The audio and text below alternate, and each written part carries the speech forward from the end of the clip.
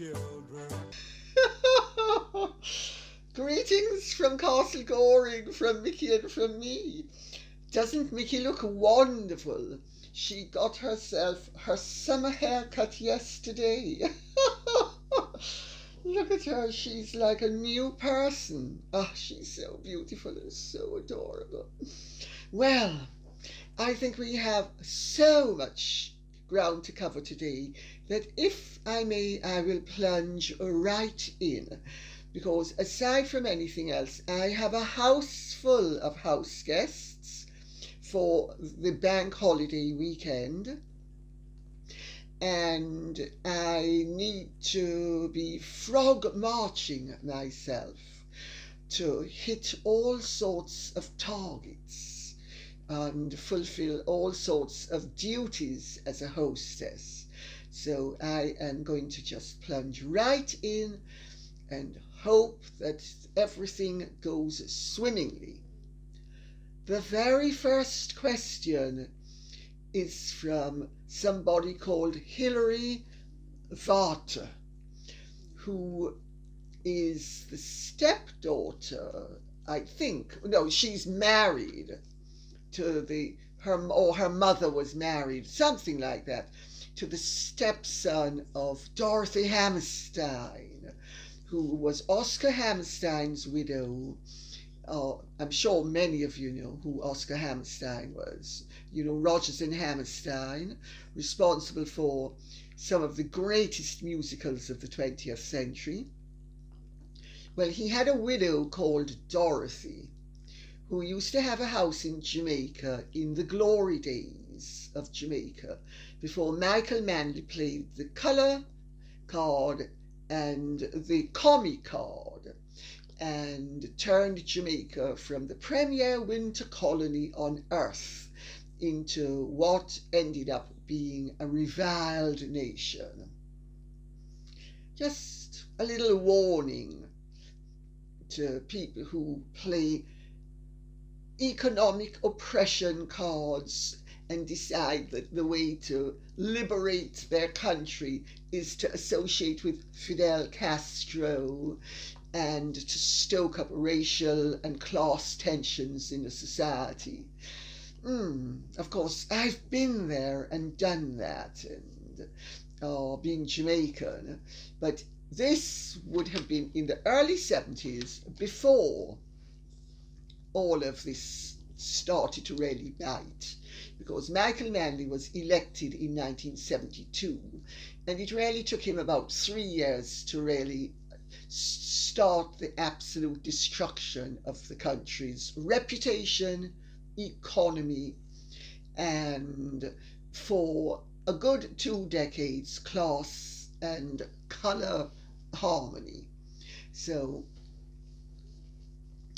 Dorothy Hammerstein used to have a house in Jamaica, and I used to spend an awful lot of time in Montego Bay, where her house was, with Lady Sarah Spencer Churchill, whose brother at the time was the Duke of Marlborough. In fact, I think he was still Marquis of Blandford, and her father Bert, that's right, her father Bert was still Duke of Marlborough. But anyway, to not meander too much, Dorothy was one of the people who had a winter house in Jamaica and spent a lot of time there in winter. She was a very famous interior designer. She was Australian born. I can picture her as I speak in her house. It was one of the most elegant and beautifully decorated houses you could dream of going into. I can still see her chinoiserie. She had lots of chinoiserie. She loved chinoiserie. And she had a beautiful chinoiserie screen, and she also had a beautiful chinoiserie coffee table, which, in fact, I have to tell you, I stole the idea from her. And at the moment, I have coffee tables made out of antique Chinese screens. But that came from Dorothy. Well, enough about the preamble. I will plunge right in and read Hilary Vaught's question. Greetings from Los Angeles, Lady C. Since you love musicals, I'm hoping my very distant relationship to Oscar Hammerstein will encourage you to answer my question. It sure did, honey child, it sure did. My mother married Oscar Hammerstein's stepson and they moved to Montecito. Extra credit name dropping. The stepson's sister was married to Henry Fonda. My dear, you have omitted to say that Susan Blanchard was also married to Richard Widmark.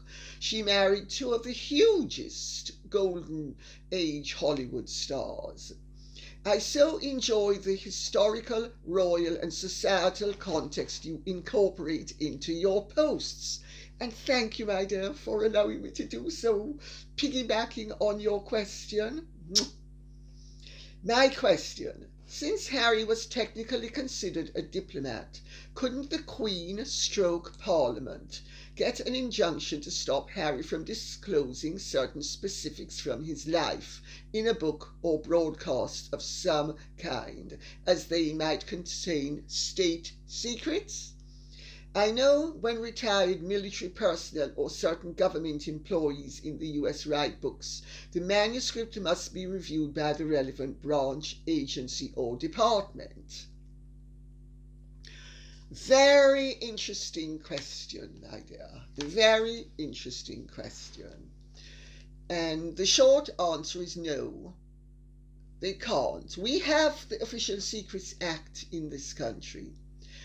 It was created so that employees would not be able to betray the secrets of the royal family or indeed politicians.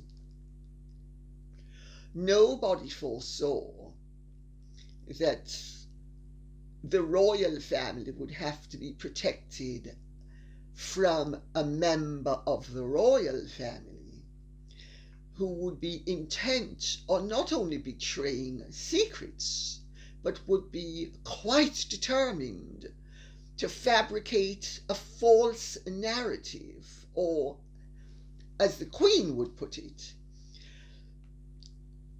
recollections vary.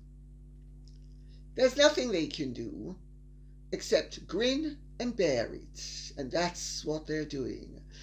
But the consolation in all of this is that with each and every broadcast, with each and every retching of the guts, with each and every spewing forth of recollections, some true, many false, what I call misremembrances, because Harry's recollections are at total variance with what he used to say and how he used to be. One only needs to look at the footage to see that what Harry says now is completely untrue. I will use a small example. He's been beating the hobby horse of how in Britain he would never have been able to take Archie for bike rides. Poor deprived Archie. Poor deprived Harry. The Balmoral estate is vast. The Sandringham estate is vast. Windsor is vast. The lands that people have no access to are vast. And poor Harry, in 3 of the greatest estates in the world, wouldn't be able to take Archie on a bike ride. But he can do it in California, when they're busy complaining repeatedly to the police, as she used to do in Canada. about being hounded by the paparazzi, but magically on these bike rides that he manages to take with Archie in paparazzi-laden Montecito. No paparazzi. No paparazzi. We have to cry, our hearts have to bleed for poor Harry. Can you imagine having to go to the centre of paparazzi land to escape from the paparazzi? Because on all of these estates where there was no access, no, Harry couldn't take Archie for a bike ride, and Harry never went for bike rides with his father either. And all those photographs of Charles with William and Harry on bike rides seem to be fabricated by Harry and Meghan's enemies.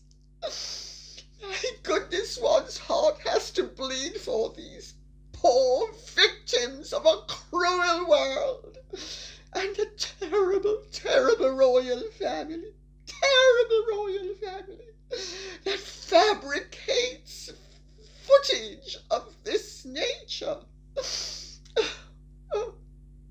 Well, I think we've had enough of the Meghanomics. So if we go to the next question. The Observer. Question to Lady C. Do you think Harry will ever wake up to the fact that this period in his life, that is, from the first time he met Meghan Markle to his move to the US and his partnerships with business owners in that country, has been nothing but royal Harry himself being milked mercilessly by opportunistic Americans? Wonderful question. There is none so blind as he who will not see. I think that says it in a nutshell.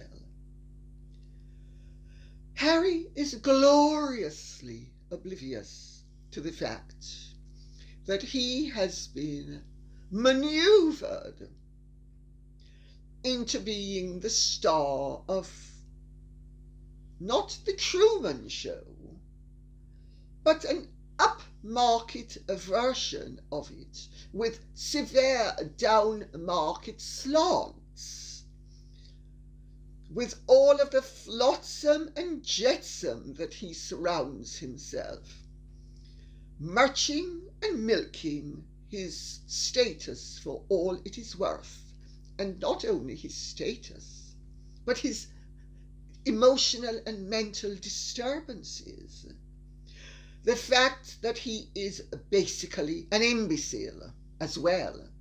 I mean, a lethal combination, I've got to tell you, is somebody who is emotionally disturbed, mentally ill, and stupid. I mean, stupidity is in some ways the most dangerous thing of all, because you can, with clever people, you can actually get a measure on what they're going to come out with next. You can't do that with stupid people. I mean, even Meghan, one can get a measure as to what next she's going to come out with, because she's not stupid and she has an element of predictability that Harry doesn't have, because he is dumb, and nasty with it. And she has managed to turn his really rather a vicious streak into something really very disturbing. And let's make no mistake about where that vicious streak came from. I'm going to tell you a little anecdote. One of my greatest friends, sadly she died of breast cancer age 48, was Mary Ann Inniscar. The Inniscars are the Dukes of Roxburgh. Marianne spent extended times in Jamaica. She even was engaged to a Jamaican. And I loved Marianne and Marianne loved me. And indeed, when I left Colin Campbell, Marianne is one of the people who put me up. And she said to me when she had a flat on St. Quintin's Avenue in W10. Very nice flat, actually. And we were chatting, and she said, "You know, Georgie, I have to tell you, when I heard that you'd run off with Colin Campbell, my heart broke for you."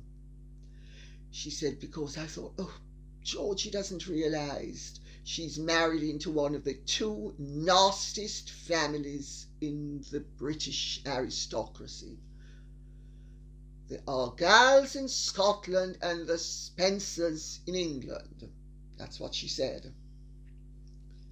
She was a descendant of a duke, member of a ducal family. She married Robert Armstrong, Lester Pigot's sister-in-laws.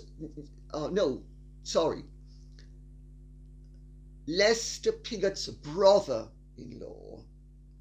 His wife Susan's brother was Robert, a very well-established racehorse trainer. And she said it. She was the very first person who said it. Barbara Cartland said to me. I think actually I even put it in my first Diana book, Diana in Private. I don't remember now because it was written 30 years ago. And also, you don't always remember what was published, even if you remember what you wrote. And quite frankly, 30 years ago, so long, I really don't remember if I wrote it. But Barbara certainly told me, and I have a feeling it might well be in the book, because Barbara said that Rain, her daughter, Rain, who was married to Johnny Spencer and was therefore Diana's stepmother, Barbara told me that Rain took the decision to keep the Legg children. Her first husband was the Earl of Dartmouth. The family name is Legg, and there were 4 Legg children from that marriage. And Rain took the sensible decision to keep her children well away from the Spencer children, because she did not want the Spencer children corrupting them with their viciousness. That was what Barbara told me Rain said to her mother. William Dartmouth, the present Earl of Dartmouth, years ago told me that he had met Diana, I think, only once in all the time until she got married, that his mother was married to Johnny Spencer. So successful was Rain at making sure her children were not corrupted and polluted by the vitriol and the viciousness and the nastiness of the Spencers. Johnny Spencer was a well-known wife-beater. That's why Frances left him. She sued for divorce on the grounds that he used to beat her up. Her mother lied because she was running off with a wallpaper merchant, quote unquote. And her mother, Ruth Fermoy, who was a tremendous snob, and incidentally also part Indian. One of her great-grandmothers, great many times over, was Eliza Keogh, who was definitely at least half Indian. And I revealed that in my first Diana book. and it took another 25 years for the Indians to discover it, and William gave blood to prove that indeed he does have a mixed race ancestry on his mother's side. So when Harry and Meghan go on and on about that she's the first member of the royal family to have any mixed race blood, it's not true. It's not true. Harry is being mercilessly hawked, absolutely mercilessly hawked by Meghan, who is the prime hawk, and she's hawking him everywhere, and she has managed, Iago-like, to drip poison in his air, pollute his brain, lead him to what he now calls liberation, by his own admission telling him all sorts of things that he had no idea about. You couldn't make it up. Hannah Duplessis says, as an experienced counselor in abusive relationships, I can tell you that when a normal person gets deeply involved with a controlling narcissist, the first objective of the narcissist is to get the partner to break off all contact with family and close friends. This is the narcissist's most important step in taking complete control of the innocent partner. Harry is caught up in an abusive relationship. He believes everything she teaches him under the sheets and in daily life. Well, since this is linked to the next one, I will plunge right in to Rose Petal. Hi, Lady C, you look beautiful. Thank you. I take it that means the previous video. Thank you very much. I was wondering what your thoughts are on Candace Owens saying that Harry is in a mentally abusive relationship. Candace Owen tweeted the following: I cannot say enough that Prince Harry is in an emotionally abusive relationship. Meghan has groomed him to believe that she is his mother reincarnate. Only this time he has a chance to save her. It is so disturbing to watch. Please stop putting cameras on him. He is completely isolated from his family and country and believes he has to be in order to save his mother from being killed again. These are classic signs of emotional abuse and Freudian transference. Oprah honestly needs to stop now. Harry needs to be saved from Meghan.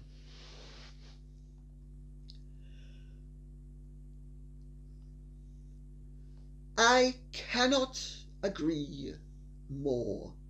Going off what Harry says, his behavior, viewing what they both say on television, the claims they have made in various books, the claims they have made to various journalists. I have been saying for some time now that Meghan is a combination of Iago, Lady Macbeth, and the merchant, and Shylock, really. You know, because she's busy marching left, right, and centre.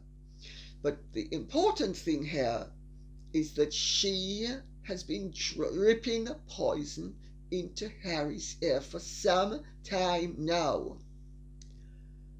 I do think of what he says and of what she says and the admissions they have made. For instance, that farcical scenario about him so distressed Not that I ever read the newspapers or ever read anything that's ever written about me, but I'm so distressed.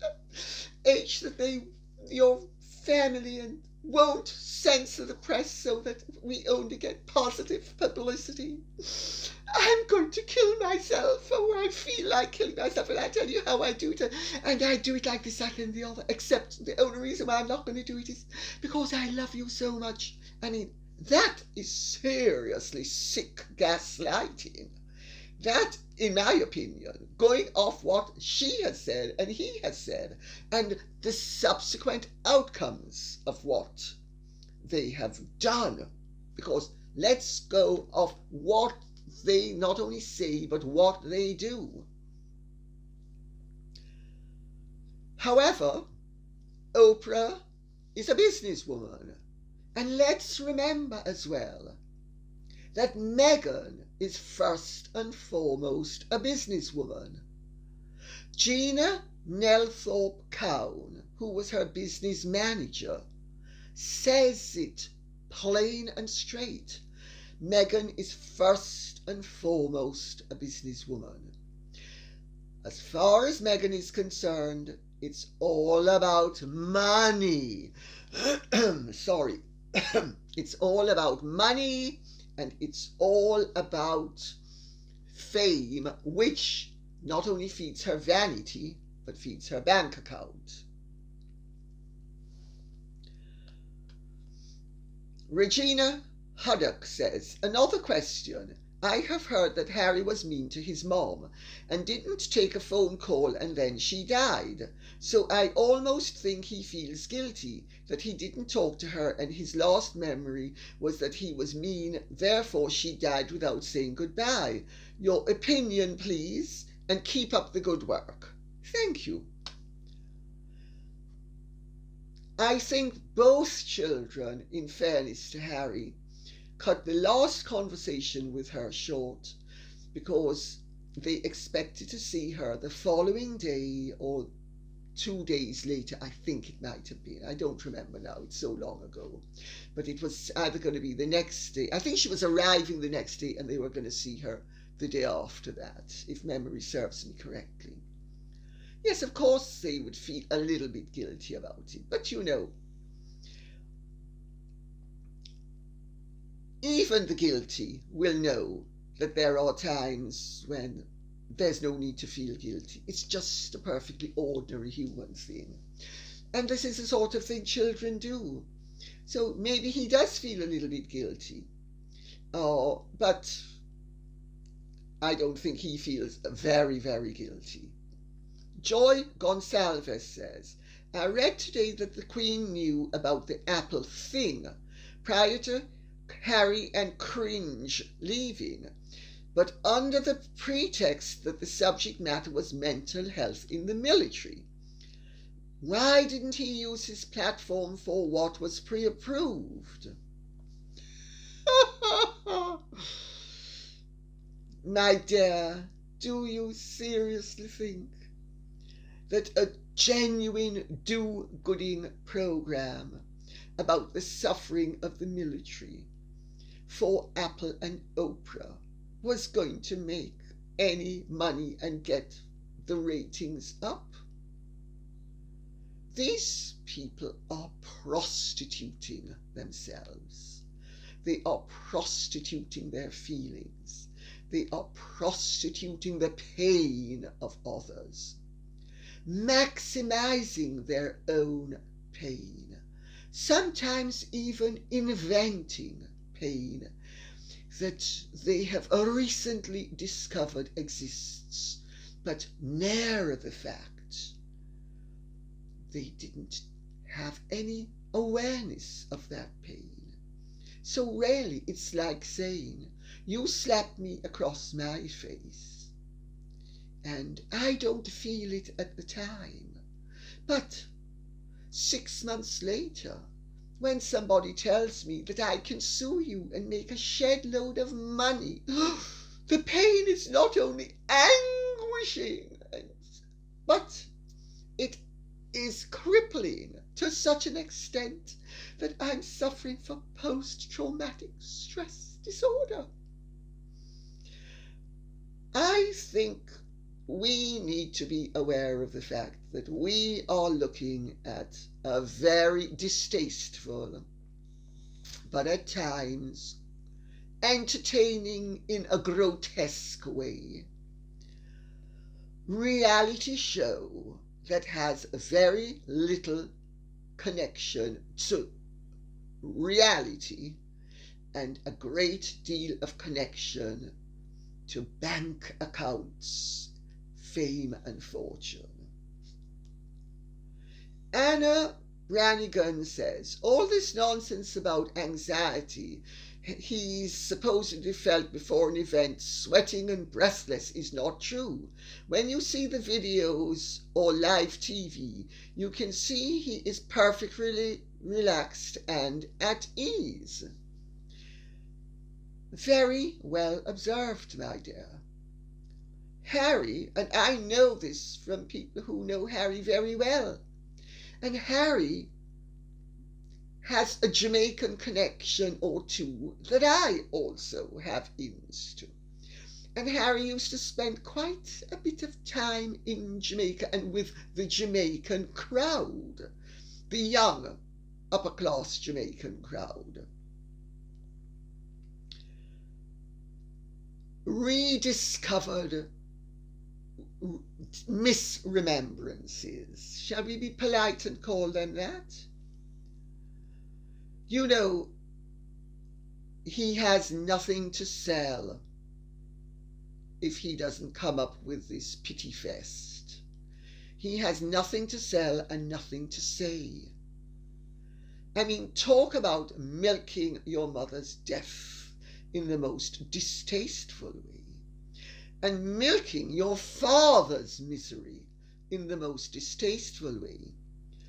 Because don't tell me that both William and Harry don't know that their father suffered greatly during his marriage to their mother, and that she is the one who pretended she was an innocent victim to victimize him. I'm saying nothing new. I'm saying what I discovered when I was writing Diana in Private, the Princess Nobody Knows, originally with Diana's cooperation. Don't take my word for it. Check out my appointment with the palace.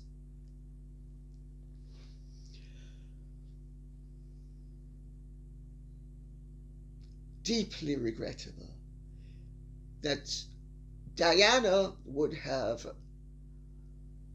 victimized her husband so that she would walk with her privileges intact, and that Harry is victimizing not only his father, his brother, his grandmother, who, let's not forget, has just lost her husband of 70-something years. And Harry is spewing forth this barrage of vitriol and false victimhood. Deeply unsavory. In fact, I would say unscrupulous and unconscionable behavior.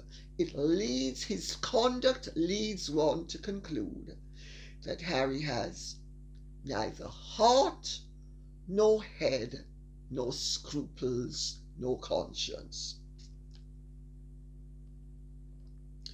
Susan Fitzgerald says, this has nothing to do with today's topics. I seem to remember when Archie was born, Meghan and Harry said they wanted to bring their son up as normally as possible. Ha ha. Saying that they didn't want him to have a title. I'm wondering why now they're making such a big fuss about it. Did I read that correctly? Lady C, could you shed some light on this? As always, I look forward to your chats. I made sure to sign the petition. I also got several friends to sign as well.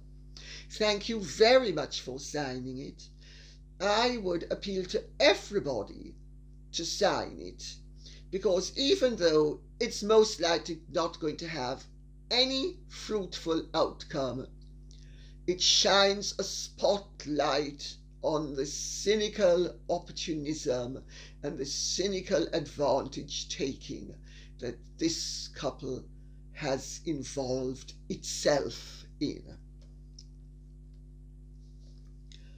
Yes, they did announce that they did not want any title for Archie because they wanted to bring him up to be as normal as possible. They announced that. They then later on announced that they were furious because he was not made a prince, something he's not entitled to.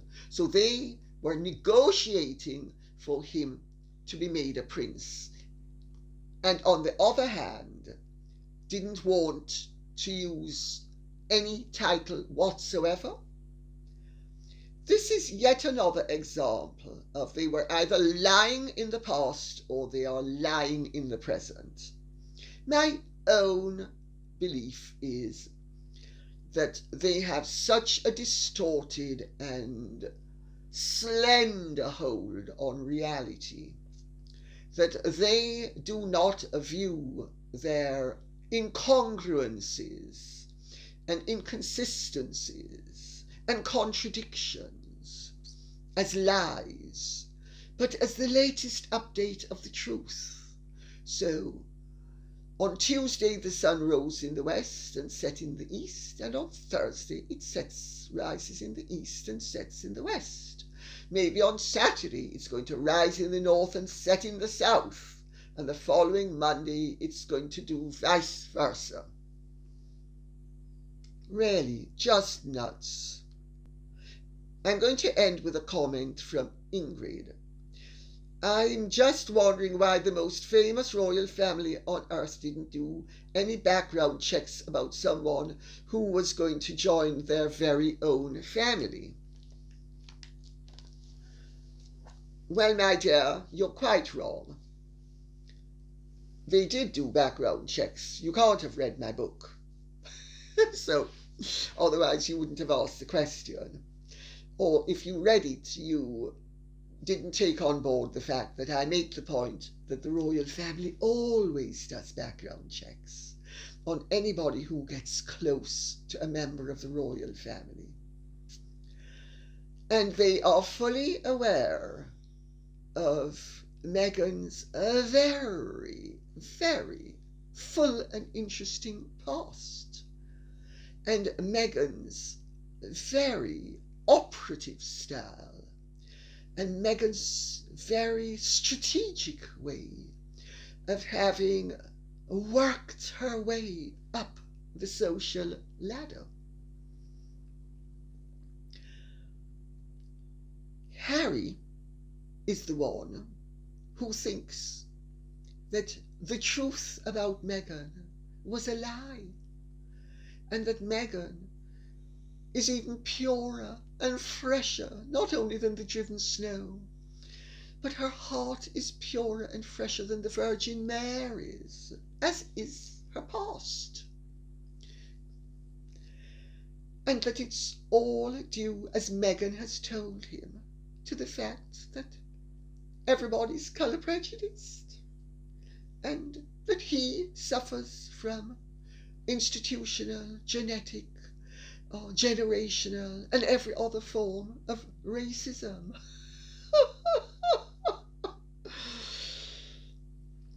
And when the subject of matrimony was mooted, even before, the family tried to get Harry to slow down.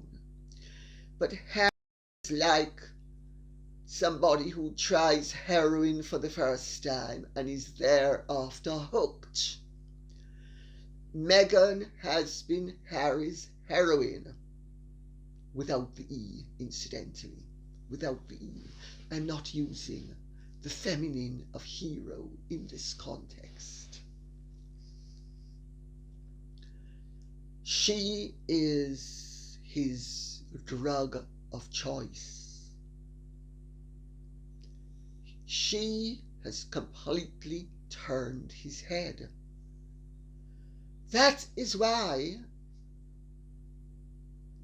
Harry's closest relations and friends all believe that Candace Owen is right, that Harry is in a version of an abusive relationship where his feelings, his emotions, his memory of the past, his observations of the present as well as conclusions of the past, his personality, his everything has been completely recalibrated by Meghan, so that black is now white, pink is now green, good is now bad, bad is now good, illness is now health, health is now illness, destructiveness is constructiveness,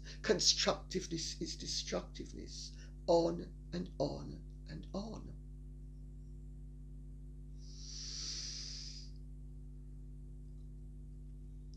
It really is a very disturbing farce. But they are the ones, Harry and Meghan and their team, are the ones who are marching themselves. They are willingly, because Harry, whether he is addicted to Meghan or not, whether he is whatever or not, he is coming up for 40 in the fairly near future. He is not a child, he's not a young man. He has entered late, shall we say, peak period, what used to be regarded as early middle age. He's certainly not a youth. His youthful period has long since passed. Just as how a drug addict or an alcoholic or anybody who's addicted to anything is responsible for the fact that they continue to do it, you may not be responsible for being an addict, because nobody knows what causes addiction. But everybody knows that once you are an addict, if you elect to continue to abuse yourself by choosing to indulge your addiction, you are responsible. Harry needs to go and revisit those 12 steps that he was busy touching upon in his podcast with that young man whose name I have now forgotten. Dax or Pax? Shepherd, I remember it now. He needs to revisit the 12-step program. He needs to start to take responsibility for himself and his actions. Yes, he is apparently off what he has said and she has said, the victim of an abusive, narcissistic relationship. Maybe we're all wrong. Maybe he isn't. But going off what they have said, one has to come to the inescapable conclusion that Candace Owens, Harry's loved ones, everybody who feels that she has literally stolen his soul and replaced it with her poison. Are they all wrong?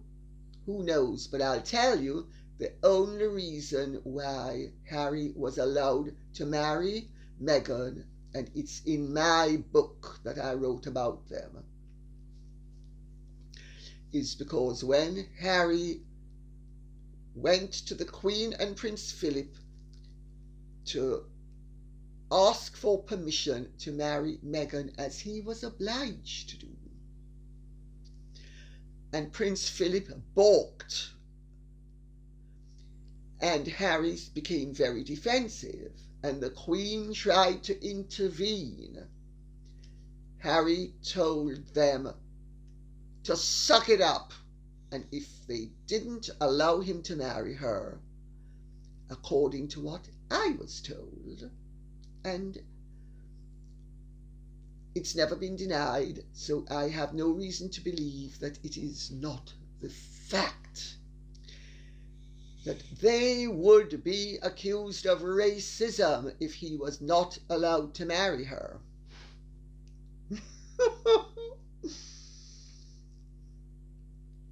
Let me tell you, everybody knows that Meghan is a mean operative, in all the meanings of the word mean, and in this instance I am deliberately using it in its varied meanings.